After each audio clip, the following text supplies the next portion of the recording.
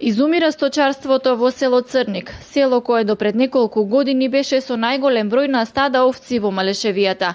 Немаше фамилии без барем 50 на овци, сведочат жителите. Се уште во село Црник се прави најубавото сирење, но сега стадата на сточарите бројат вкупно едва 1000 овци. Јас се занимавах со сточарство. Са пред една недела и продадох.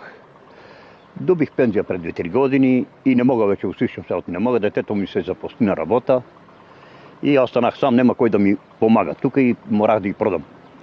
Продадох и со земјоделие имам, поддржавам, имам се.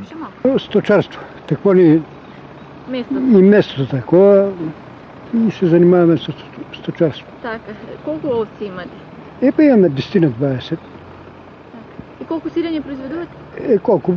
Од едно од една канта. Така. Се продава ли? Има ли пласман? Се продава.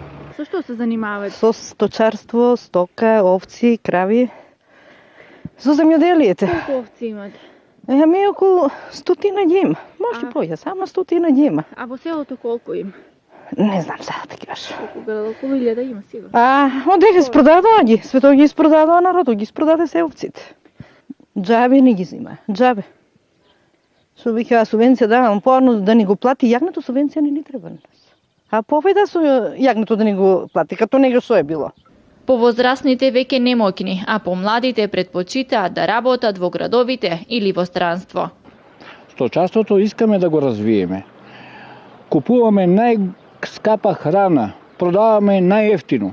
Верувајте ни, оти това ќе се напуши. И се напушува, избегува. Вие младите, да се здрави живи. Избегува. Се иселуваат ли младите од Црник? Се иселува, бегаат тијате во Италија, во Германија. Младите не са на работа, земјоделите го неќат никој тие џабе и секој сака да идат на подобро да сидат. Инаку овчиото сирење во село Црник е најбарано. Купувачи од цела Македонија си претплаќаат од ова за наредната сезона.